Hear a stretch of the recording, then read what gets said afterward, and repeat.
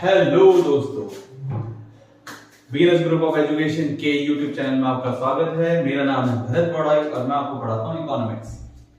अभी काफी दिनों बाद हम दोबारा से वीडियोस को कंटिन्यू कर रहे हैं और ये सिलसिला अब जारी रहेगा, आप बेफिक्र रहिए। आज हमने जो टॉपिक पढ़ना है वो टॉपिक हमें मैक्रो इकोनॉमिक्स क्लास 12 का पढ़ना है। एक्चुअल में यही टॉपिक बीकॉम में और बीए में भी यूज होता है। School of open learning, Delhi university, NC web, IGNOU, बहुत सारी जगहों पर टॉपिक मैक्रो इकोनॉमिक्स का है।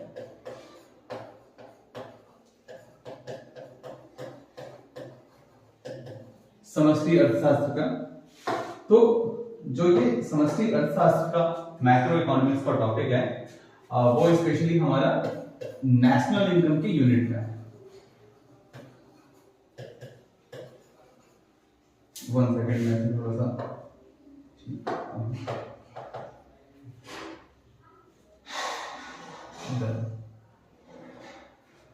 नेशनल इनकम की यूनिट का है, राष्ट्रीय आय।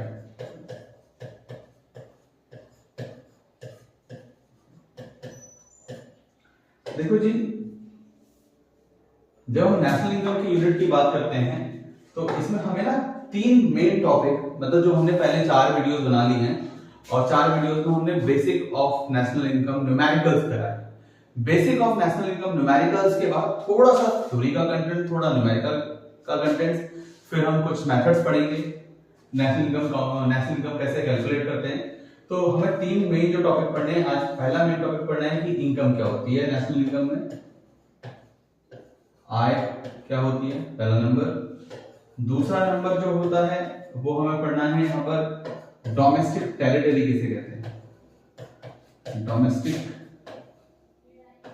टेरिटरी किसे कहते हैं, घरेलू सीमा।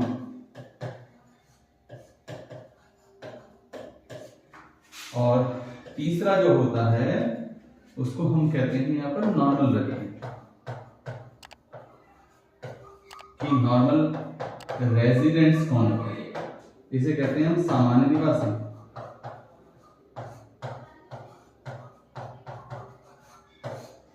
ये 3 लोग कौन होते हैं, तो हम एक एक करके टॉपिक पढ़ेंगे। सबसे पहला हम जो पढ़ेंगे वो पढ़ेंगे हमारे लिए जो मेन टॉपिक है वो है हमारा इनकम। तो इनकम क्या होती है, इनकम को देख लेते हैं सबसे पहले। भाई इनकम किसे कहते हैं, इनकम मतलब आय। देखो आय मतलब जो अर्न की जाए, जो कमाई जाए, या फिर जो भी आपको पैसा मिल रहा है उसको हम यहाँ पर इनकम कह रहे हैं। जनरली इनकम 2 टाइप की है नेशनल इनकम के अंदर। एक को हम कहते हैं फैक्टर इनकम, फैक्टर इनकम कहते हैं कारक आय। और जो दूसरी है वो है ट्रांसफर इनकम।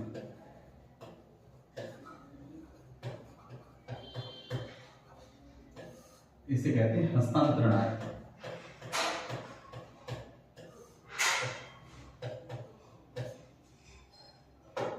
हस्तांतरण आय। अब जो फैक्टर इनकम होती है, तो पहले फैक्टर इनकम देख लेते हैं। तो फैक्टर इनकम मतलब जो आपने 11th क्लास में या कभी भी कभी इकोनॉमिक्स पढ़ते हैं ना, तो हम पढ़ते हैं फैक्टर ऑफ प्रोडक्शन। भाई उत्पादन के कारक कौन से होते हैं, कौन कौन से ऐसे फैक्टर हैं जो प्रोडक्शन करने में मदद करते हैं। तो कौन कौन से, तो वो है land, labour, capital and enterprise. Enterprise भी कह सकते हैं भूमि, श्रम, पूंजी और उद्यम कर्ता कह लो या उद्यमी कह लो या उद्यम कह लो, जो भी कुछ है। तो यहां पर हम देख लेते हैं कि इनसे क्या अर्निंग मिलती है। जैसे लैंड को हम रेंट मिल जाता है, किराया मिल जाता है, तो किराया अपने आप में फैक्टर इनकम। लेबर को वेजेस मिलते हैं या फिर सैलरी मिलती है, वेतन, मजदूरी, ये सब कैपिटल को इंटरेस्ट मिल जाता है, ब्याज मिल जाता है, और एंटरप्राइज को प्रॉफिट मिलता है, लाभ मिल जाता है। तो ये सारी जो इनकम होती है इसको हम फैक्टर इनकम बोलते हैं। मतलब फैक्टर इनकम मतलब जो कमाई है। आप सीधी सीधी सी बात अगर मैं बोलूं तो जिसको कमाना पड़े या जिसको कमाया जा सकता है वो सारी इनकम जिसको कमाया जाता है।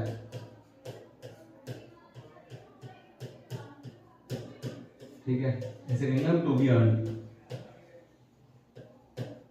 जिसको कमाया जाए। तो जिसको कमाया जाए वो फैक्टर इनकम है, तो जिसको नहीं कमाया जाएगा वो अपने आप में ट्रांसफर इनकम है। इसका मतलब जो ट्रांसफर हो रही है, ट्रांसफर मतलब अगर हम बोले तो हम इसे लिख सकते हैं यूनिलैटरल। यूनिलैटरल ट्रांसफर मतलब वन साइडेड, एक पक्षीय, मतलब एक पक्ष दे रहा है बस ऐसे। अच्छा, जैसे कुछ एग्जांपल देख लेते हैं इसके लिए कि एक पक्ष मतलब वन साइडेड ही चीजें जाएंगी और कुछ होगा नहीं अलग से। तो देखो क्या क्या चीजें हो सकती हैं इसमें वन साइडेड में। जैसे कि आप ये कह सकते हो यहाँ पर गिफ्ट्स हो गए, जितने भी किसी को भी उपहार मिलते हैं। आपका पॉकेट मनी हो गया, आपकी पॉकेट मनी वन साइडेड ही होती है, पिताजी देते हैं, माता जी देती हैं। अच्छा, साथ ही साथ अगर हम गवर्नमेंट की तरफ से बात करें तो वो अनएम्प्लॉयमेंट अलाउंस दे देती है। कई लोग, हालांकि इंडिया में ये सब मिलता नहीं है बट बाहर के देशों में मिलता है, इसे कहते हैं बेरोजगारी भत्ता। बेरोजगारी भत्ता। अच्छा जी, साथ ही साथ अगर हम बोले तो स्कॉलरशिप मिल जाती है, इसे कहते हैं वजीफा। इसका मतलब इसके लिए ना कुछ अलग से आपको मेहनत करने की जरूरत नहीं होती, ना तो गिफ्ट के लिए मेहनत करनी पड़ी, ना पॉकेट मनी के लिए आपको मेहनत करनी पड़ी, ना अनएम्प्लॉयमेंट अलाउंस के लिए मेहनत करनी पड़ी। वजीफा मतलब स्कॉलरशिप, स्कॉलरशिप के लिए मेहनत नहीं करनी पड़ी। साथ ही साथ अगर हम देखें तो ओल्ड एज पेंशन है। अब ओल्ड एज पेंशन अगर आप देखोगे, ये एक ऐसी पेंशन है बस आपको बूढ़ा होना है, तो ये सरकार की तरफ से दी जाती है, वृद्धावस्था पेंशन।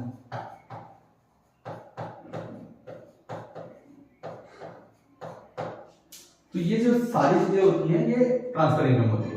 इसमें कई बार एक क्वेश्चन आता है, मैं उस तरह से लिख देता हूं कि वो भी ट्रांसफर इनकम होती है, उसे कहते हैं national debt interest. National debt interest.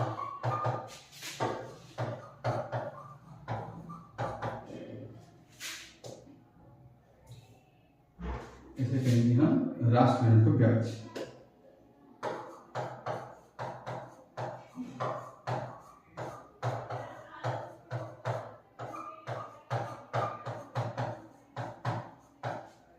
तो ये जो राष्ट्रीय ऋण पर ब्याज होता है इसको हम अपने आप में ट्रांसफर इनकम कहते हैं। तो कुल मिलाकर अगर हम देखें तो जो ट्रांसफर इनकम होती है वो कमाई नहीं जाती है, जो फैक्टर इनकम होती है वो कमाई जाती है। तो जो फैक्टर इनकम है उसे कमाना पड़ेगा, जो ट्रांसफर इनकम है उसे कमाना नहीं पड़ेगा।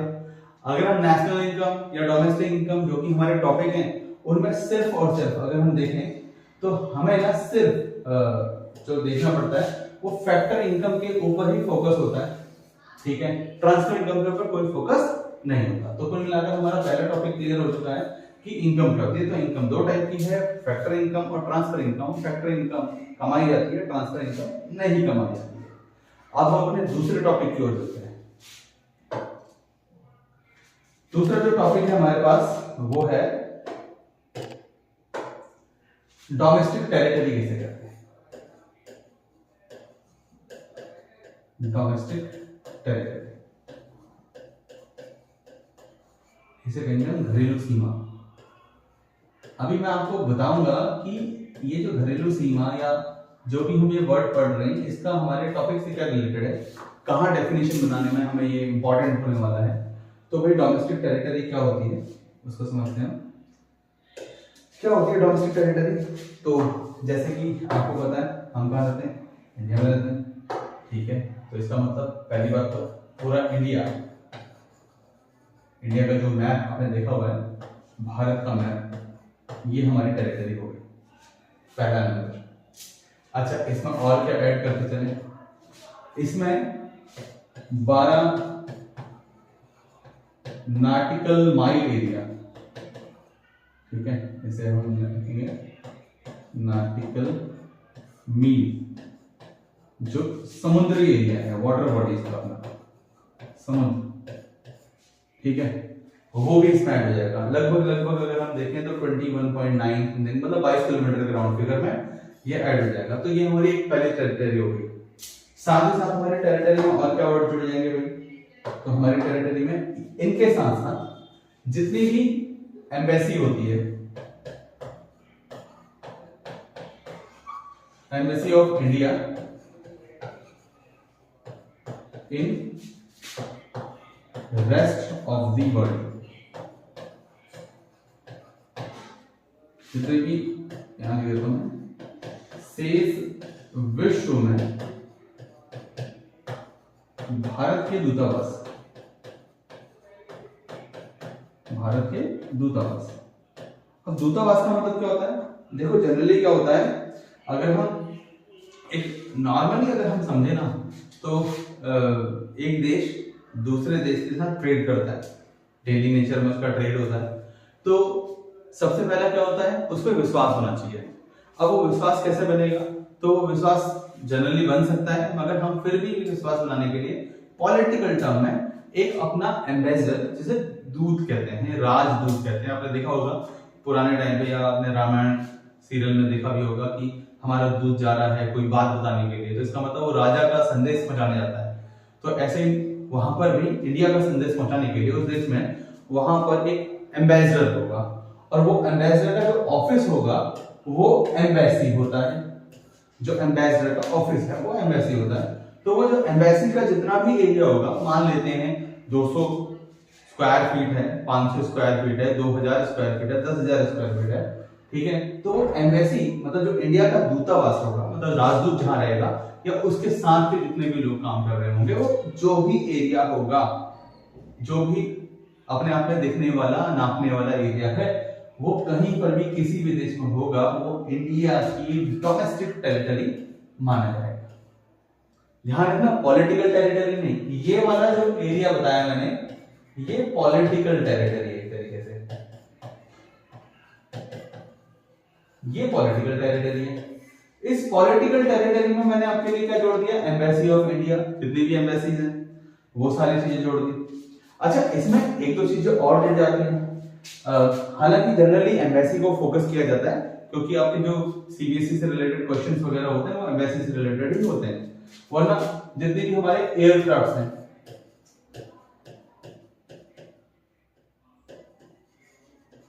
जितने भी एयरक्राफ्ट हैं, या फिर अगर मैं लिखूं तो जितने भी हमारे शिप्स हैं,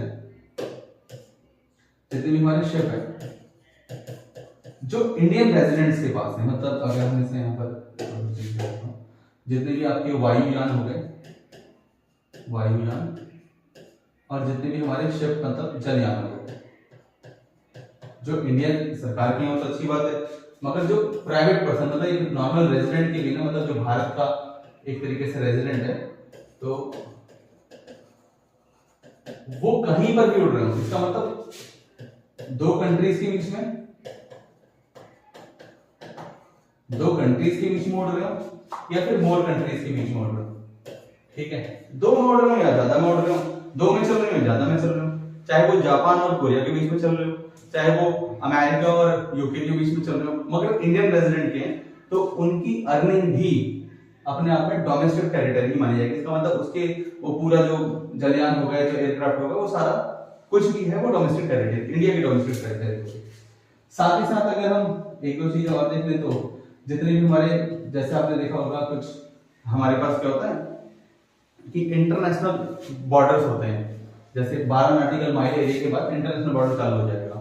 तो इंटरनेशनल बॉर्डर चालू हो जाएगा तो वहां पर हमारे कुछ शिप्स को परमिशन मिल रखी होगी, स्पेशल परमिशन मछली मारने की, तेल निकालने की, तो वो वाले एरिया भी, वो जो सारे एरिया होगा वो भी डोमेस्टिक टेरिटरी का ही हिस्सा माना जाएगा, ठीक है। मगर जनरली जो मेन फोकस किया जाता है वो किस पे किया जाता है? एम्बेसी पे किया जाता है, ठीक है। तो आप बस इतना समझना कि embassy of India in the rest of the world, ये सारी चीजें क्या होंगी? प्लस हो जाएंगी इसमें, इंडिया की डोमेस्टिक टेरिटरी में। तो जब इंडिया की डोमेस्टिक टेरिटरी में ये ऐड तो हो जाएंगी, मगर इसमें हमें एक कुछ चीजें ऐड नहीं करनी है। क्या चीजें ऐड नहीं करनी? तो भाई देखो, कुछ चीजें ऐड नहीं करनी है, उसमें क्या है, माइनस करना पड़ेगा हमें, जो हमारी डोमेस्टिक टेरिटरी का हिस्सा नहीं होगा। बिल्कुल यही वाली चीजें जो बाहर वालों की हो, जैसे कि हम लिखेंगे embassy of other countries in India.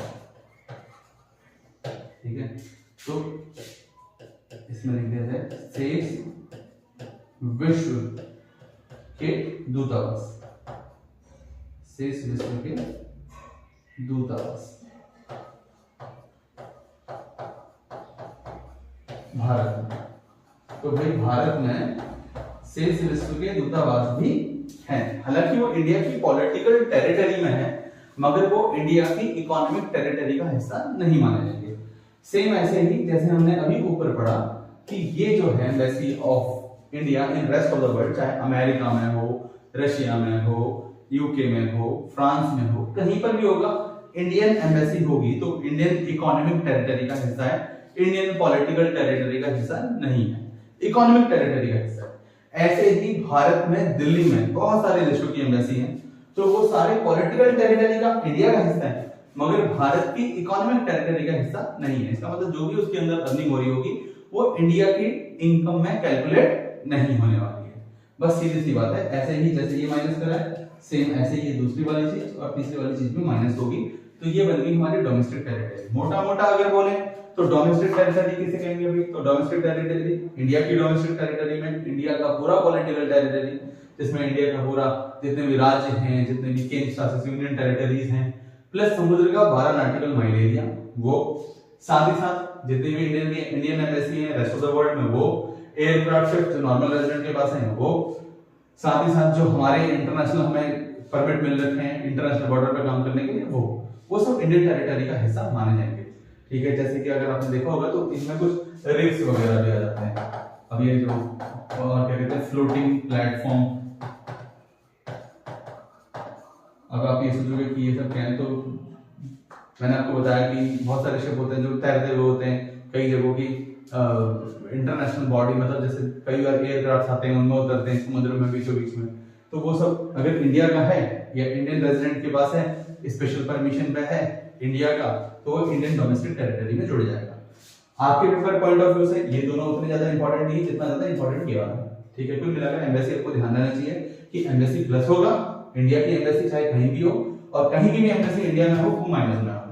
काम खत्म, यही डोमेस्टिक टेरिटरी है। अब हम तीसरे टॉपिक पे पहुंच जाते हैं, उसका नाम है नॉर्मल रेजिडेंट। बहुत शॉर्ट तरीके से मैं बताने की कोशिश कर रहा हूँ, इसलिए बताने की कोशिश कर रहा हूँ क्योंकि आपको जो जो चाहिए आपके पेपर पॉइंट ऑफ व्यू से और आपको समझने के पॉइंट ऑफ व्यू से वो मैं आपको बता रहा हूँ, ज्यादा लिखा जोखा नहीं करता रहा।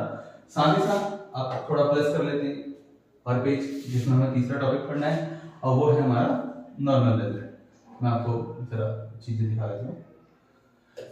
तो हम पढ़ लेते हैं नॉर्मल रेजिडेंट कौन होता है। इसे कहते हैं सामान्य निवासी। अब एक सामान्य निवासी कौन है भाई? तो समझ लेते हैं सामान्य निवासी मतलब जो सामान्य रूप से रह रहा है। तो एक बहुत नॉर्मल सी बात है, एक जो रेजिडेंट है और जो सिटीजन है, ये दो वर्ड, ठीक है, इसे कहते हैं निवासी, इसे कहते हैं नागरिक। देखो भाई बहुत नॉर्मल सी बात है, रेजिडेंट का मतलब है जो रह रहा है, लिविंग सर्विस की यहां पर। अच्छा, नागरिक मतलब लिविंग हो सकती है बट वोटिंग राइट है उसके पास, वोट देने का अधिकार है उसके पास, वोट देने का अधिकार। जो रेजिडेंट है उसको वोट देने का अधिकार है, तो हम बोल सकते हैं हाँ हो भी सकता है, बट जनरली वोट देने का अधिकार होता नहीं है। अब जरा आप इस टॉपिक को ऐसे समझो, थोड़ा कंफ्यूज मत हो। ये सोचो जैसे मैं हूं, तो मैं भारत में रहता हूं, तो अगर मैं भारत में रहता हूं तो मैं भारत का नागरिक भी हूं, भारत का निवासी भी हूं, दोनों हूं।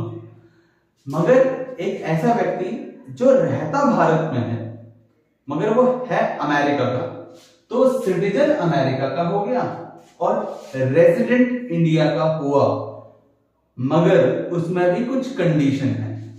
पहली कंडीशन जो है नॉर्मल रेजिडेंट के लिए वो है कि उसे 1 ईयर कंप्लीट होना चाहिए, उस देश के अंदर 1 ईयर कंप्लीट होना चाहिए, 1 वर्ष पूरा।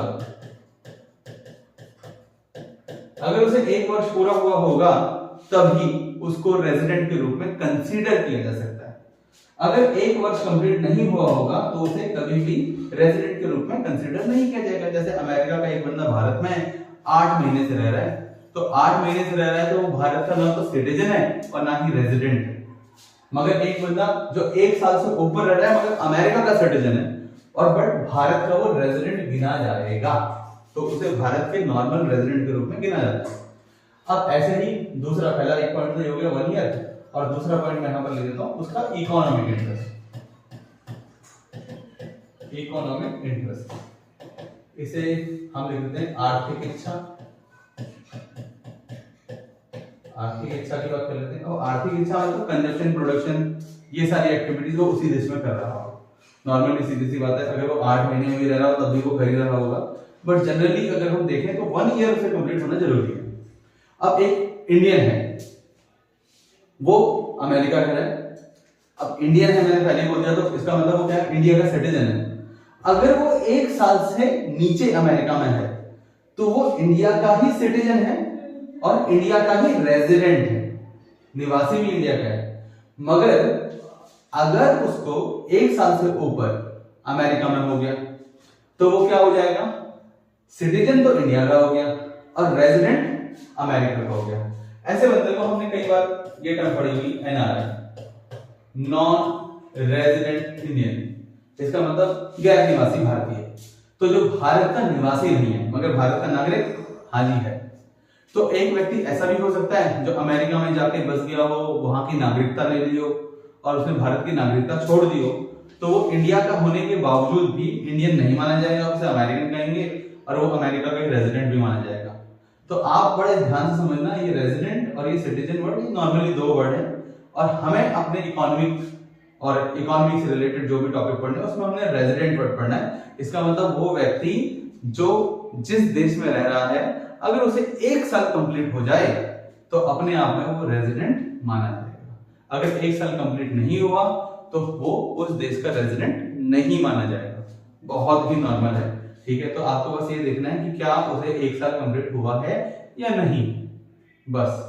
अब कोई भी संस्था वगैरह होती है तो वो संस्था अगर इंटरनेशनल संस्था है तो वो वैसे भी वहां की रेजिडेंट नहीं मानी जाती, तो वैसे भी वो रेजिडेंट होती भी नहीं है। ऐसी कोई भी कंपनी वगैरह भी होती है तो वो भी हम उसे रेजिडेंट के रूप में नहीं देख रहे होते।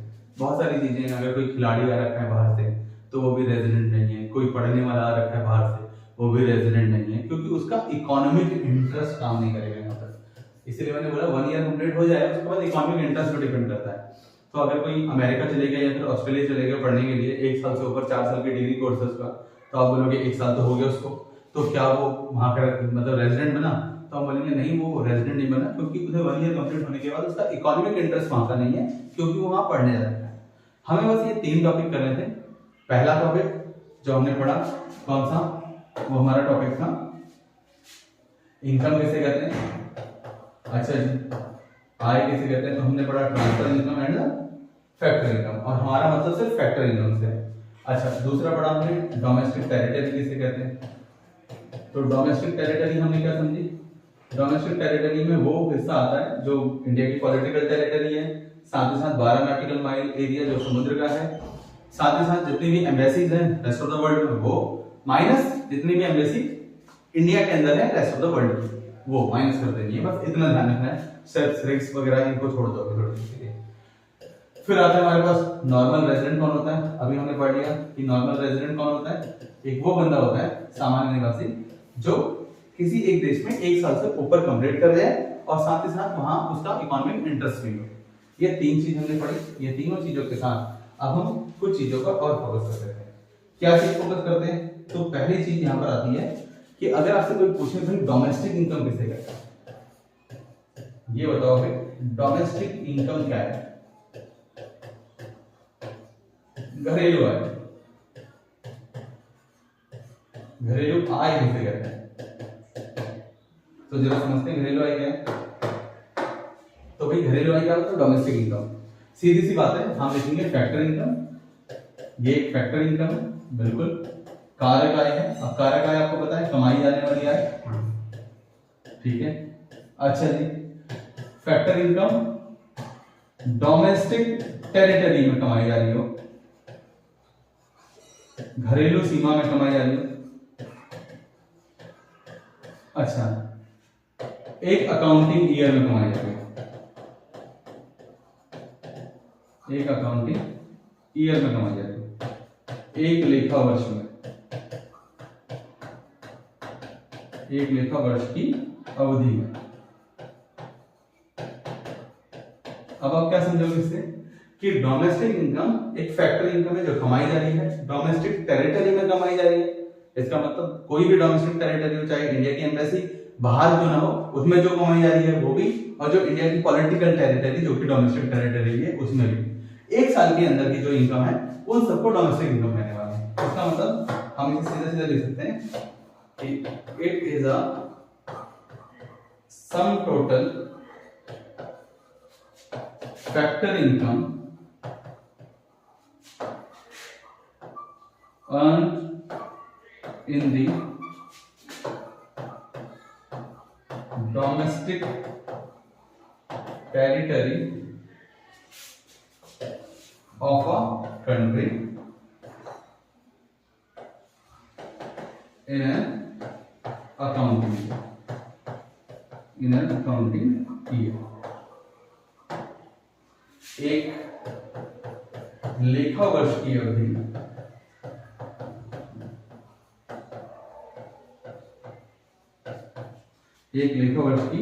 अवधि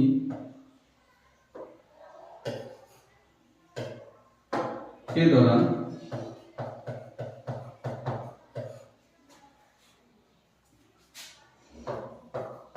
एक घरेलू सीमा में कमाई गई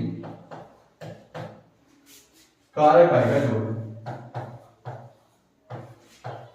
कारक आय का जोड़,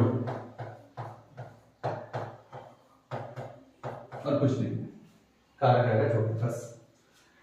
अच्छा जी, तो ये एक फैक्टर इनकम है, डोमेस्टिक टेरिटरी में कमाई गई है, अकाउंटिंग ईयर में कमाई गई है, डोमेस्टिक इनकम कहला जाती है। अच्छा, वहीं पर दूसरा टॉपिक देखते हैं। दूसरा टॉपिक क्या है हमारे पास? दूसरा टॉपिक है हमारे पास नेशनल इनकम किसे कहते हैं।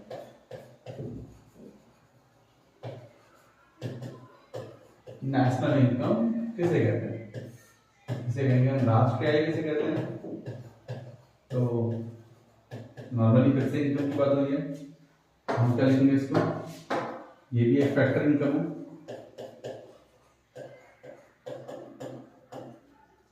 ये भी कारक आय है। अच्छा जी, तो कारक आय तो क्या करें? तो कारक आय अर्न बाय नॉर्मल रेजिडेंट,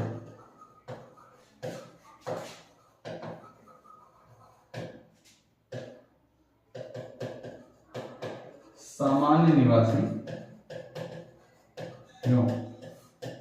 द्वारा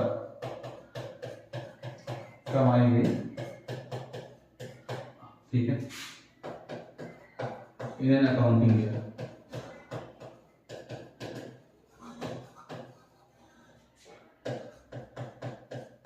एक लेखा वर्ष की अवधि में।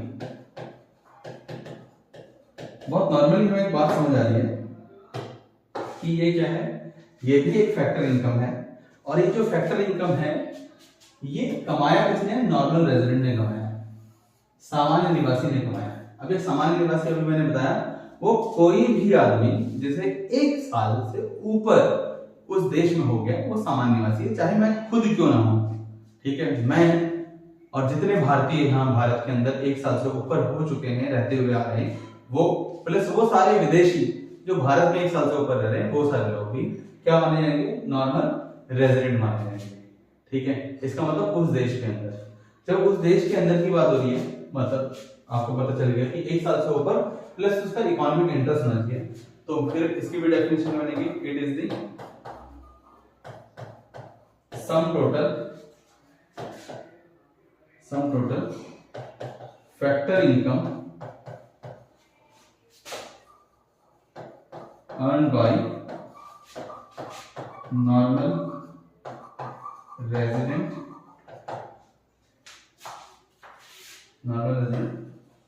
in an accounting year। एक लेखा वर्ष की अवधि के दौरान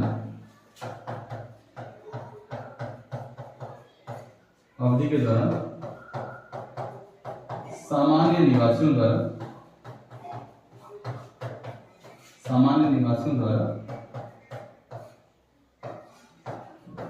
कमाई गई कारक आय का जोड़, कारक आय का जोड़। बहुत नॉर्मली बस। तो हमने अभी तक जो पढ़ा वो ये पढ़ लिया, नेशनल इनकम क्या है, फैक्टर इनकम है, किसने कमाया, नॉर्मल रेजिडेंट ने कमाया। डोमेस्टिक इनकम क्या है, डोमेस्टिक इनकम भी फैक्टर इनकम है, कहाँ कमाया गया, डोमेस्टिक टेरिटरी में कमाया गया, दोनों की इनकम है। ठीक है, एक नॉर्मल रेजिडेंट कमा रहा है और एक डोमेस्टिक टेरिटरी में कमाई जा रही है। अब बात ये हो रही है कि हमारे पास ना कुछ वर्ड्स होते हैं, उन वर्ड्स की बात कर लेते हैं थोड़ा सा। जब भी आपका इनकम वर्ड आएगा, इनकम वर्ड आय शब्द आएगा, तो ध्यान रखना ये पीएफसी में चेंज हो जाएगा, पीएफसी अपने आप ही। तो ये पीएफसी किसके लिए हो रहा है, इनकम के लिए। अब किसी ने बोल दिया भाई net domestic income, net domestic income लिखा आ गया कि बताइए क्या है, हिंदी में लिखा आ गया शुद्ध घरेलू आय। तो आय का मतलब क्या है, पहले लगा दो पीएफसी, डोमेस्टिक मतलब डी, नेट मतलब एन, तो इसका मतलब डोमेस्टिक इनकम क्या हो गई अपने आप में, एनडीपीएफसी। चाहे आप नेट डोमेस्टिक इनकम कर लो, अगर किसी वर्ड के आगे नेट नहीं लगा है, डायरेक्टली लिखा है डोमेस्टिक इनकम, तो अपने आप ही नेट ना एज्यूम होता है कि हाँ भी नेट है। ऐसे ही अगर किसी ने लिख दिया नेशनल इनकम, बताओ नेशनल इनकम, ठीक है, राष्ट्रीय आय बताओ। तो अभी मैंने आपको बोला कि अगर किसी के आगे नेट नहीं लिखा है और कुछ नहीं लिखा है तो अपने आप में नेट हो जाता है। पहली बात तो इनकम का मतलब है पीएफसी, डन, नेशनल का मतलब है, अब क्योंकि कुछ लिखा ही नहीं है तो क्या बन गया, एनएनपीएस। बहुत नॉर्मली बात। अच्छा, ये कई बार ना बच्चों को भी कंफ्यूज हो होगा कि ये क्या है, ये तो सीधा सीधा इनकम बता रहा हूँ, ये सब तो पहले पढ़ाया नहीं। तो भाई देखो, मैंने 4 वीडियोस पहले ही डाल रखी हैं, ठीक है, उन 4 वीडियोस को देखो, नोट्स क्रिएट करो, प्रैक्टिस करो, और आगे हम चल रहे हैं। इसके बाद भी वीडियोस आएंगी, आपका टॉपिक अच्छे से क्लियर होते चलेंगे। अगर कुछ होता है, नहीं आ रहा समझ, तो आप अपने डाउट को सीधा सीधा कमेंट कर दो, ठीक है। अगर आप कमेंट कर दोगे तो नेक्स्ट वीडियोस में आपका डाउट जरूर बोला जाएगा और जरूर क्लियर हो जाएगा। साथ ही साथ आपको मेंशन भी कर दिया जाएगा कि ये वाली वीडियोस में आपका डाउट कवर किया जा रहा है। तो 4 वीडियोस पहले ही कवर हो रखी हैं, तो उसमें जरूर देखना इनकम का मतलब क्या है। अब जैसे थोड़ा सा और देखते हैं आगे। अगर मान लो आपसे पूछा गया कि ग्रॉस नेशनल, जरा बताओ भाई, पूछ लिया ग्रॉस नेशनल इनकम किसे कहते हैं, तो आपको जरा जनरली समझ आ रहा है कि ग्रॉस का मतलब जी है, नेशनल का मतलब एन है, इनकम का मतलब पीएफसी है। अब इसी की जगह ना इनकम ना लिखा है तो सीधा लिखाएगा प्रोडक्ट और मार्केट प्राइस। प्रोडक्ट और मार्केट प्राइस कॉमन वर्ड है, जब तक लिखे नहीं आएंगे तब तक आप मार्केट प्राइस वगैरह नहीं लिखोगे। अगर किसी ने लिख दिया gross national product at factor cost, तो भी यही बनने वाला है। बस इनकम वर्ड को जरा ध्यान रखना है कि इसका मतलब पीएफसी है। तो आज की क्लास यहीं तक रखते हैं। आज हमने जो पढ़ा वो पढ़ा हमने फैक्टर इनकम। फैक्टर इनकम का भी टॉपिक पढ़ा, स्पेशली ट्रांसफर इनकम का कोई यहाँ पर रोल अदा है नहीं। पहले के सिलेबस में था, अभी काट दिया है, ग्रेजुएशन वाले टॉपिक्स में है, तो उन टॉपिक्स के लिए मैं अलग से वीडियो बना दूंगा। साथ ही साथ हमने पढ़ लिया नॉर्मल रेजिडेंट किसे कहते हैं, डोमेस्टिक टेरिटरी किसे कहते हैं, और अब मैं इसके बाद आपको मेथड्स बताऊंगा किस तरीके से नेशनल इनकम को कैलकुलेट किया जाता है। आप मेरी वीडियो के साथ बने रहोगे, साथ ही साथ जैसा जैसा मैं पढ़ाते जा रहा हूँ वैसे वैसे आप लिखते चलोगे। डाउट होगा तो कमेंट में लिखोगे और मैं आपके डाउट को जरूर जरूर जरूर क्लियर करूंगा। और आप मेरे साथ कंटिन्यू रहो, आपको कोई भी टॉपिक में कोई दिक्कत नहीं होने वाली है। और अब आपको अगर ये वीडियो अच्छी लगी तो लाइक जरूर करना, चैनल को सब्सक्राइब जरूर कर लेना, और साथ ही साथ अगर आपके कोई दोस्त यार मित्र वगैरह हो जो जिनको मेरी वीडियो से हेल्प मिल जाएगी तो इस बोर्ड एग्जामिनेशन में उनकी हेल्प कीजिए, आप उनको भी शेयर कीजिए। Thank you very much.